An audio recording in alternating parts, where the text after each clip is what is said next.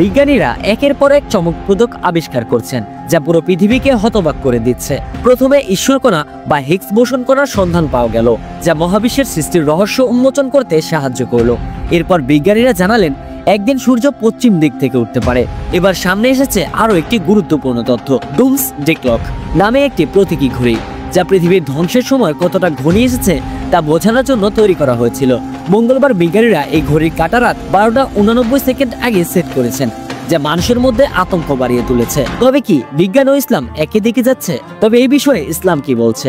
ইসলামের দৃষ্টিকোণ থেকে কিয়ামতের আলামত ও বিজ্ঞানের সাম্প্রতিক আবিষ্কারগুলো কি একে অপরের সাথে মিলে যাচ্ছে?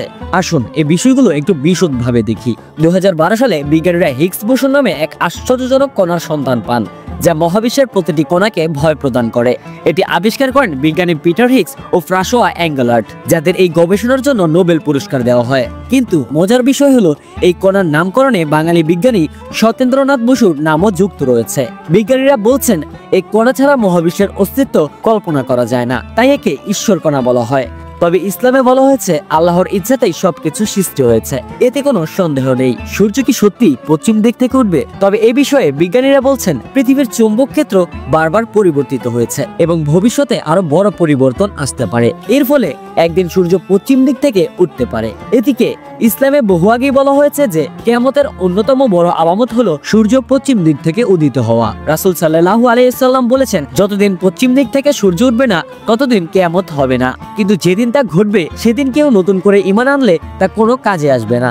এছাড়াও কোরআনে বলা হয়েছে যেদিন তোমার প্রতিপালকের নিদর্শন প্রকাশ পাবে সেদিন কেউ ঈমান আনলে তা তার কোনো উপকারে আসবে না, যদি সে পূর্বে থেকে ঈমান না আনে বা সৎ কাজ না করে। তবে বিজ্ঞান এখন যা আবিষ্কার করছে তাকে কোরআনের ভবিষ্যৎবাণী সত্যতা আরো স্পষ্ট করছে। আমরা সাধারণত মনে করি মহাশূন্যে কোনো শব্দ হয় না, কিন্তু নাসার বিজ্ঞানীরা বলছেন মহাশূন্য আসলে নিঃশব্দ নয়, সেখানে প্রতিনিয়ত কিছু শব্দ তৈরি হচ্ছে যা মানুষের কানে শোনা যায় না। আর তারা বলেন এটি এমন যেন লক্ষ লক্ষ মানুষ একসঙ্গে জিকির করছে বা গান গাইছে।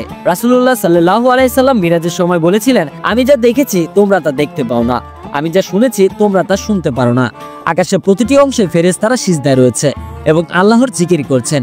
এখন বিজ্ঞানও একই তথ্য সামনে আনছে, যা ইসলামের সত্যতাকে আরো প্রতিষ্ঠিত করছে। তবে ডুমসডে ক্লক কিয়ামতের ঘড়ি কতটা এগিয়েছে? প্রায় 78 বছর আগে বিজ্ঞানীরা ডুমসডে ক্লক নামে একটি প্রতীকী ঘড়ি তৈরি করেন, যা দেখায় পৃথিবী ধ্বংসের কতটা কাছাকাছি চলে এসেছে। এই ঘড়িতে রাত 12টা সেই মুহূর্তকে নির্দেশ করে যখন পৃথিবী মানুষের জন্য বসবাসের অনুপযোগী হয়ে যাবে। গত 2 বছর ধরে এই ঘড়ি রাত 12:90 আগে ছিল, কিন্তু এবার বিজ্ঞানীরা সেটিকে আরো 1 সেকেন্ড এগিয়ে 89 সেকেন্ড আগে নিয়ে গেছেন। এর প্রধান কারণ রাশিয়া ইউক্রেন যুদ্ধ, পারমাণবিক অস্ত্র প্রতিযোগিতার সম্ভাবনা, জলবায়ু পরিবর্তন ও পরিবেশ ধ্বংস। বিশ্বের বিশেষজ্ঞরা বলছেন যদি আমরা সচেতন না হই তাহলে পৃথিবী ধ্বংসের পথে আরো এগিয়ে যাবে।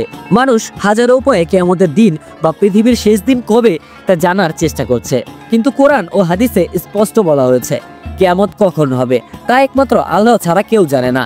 তবে কিয়ামতের আগে কিছু আলামত প্রকাশ পাবে, যা ইসলাম বহু আগে থেকেই বলে এসেছে। আজ বিজ্ঞানীরা ধীরে ধীরে সেই বিষয়গুলো আবিষ্কার করছে যা ইসলামে আগে থেকেই বলা আছে। তাই আমাদের উচিত নিজেদের জীবনকে সঠিক পথে পরিচালিত করা, ভালো কাজ করা এবং আল্লাহর কাছে ক্ষমা প্রার্থনা করা। কারণ কিয়ামত কবে হবে তা আমরা জানি না, কিন্তু আমরা নিজেদের ভালো কাজে ব্যস্ত রাখতে পারি।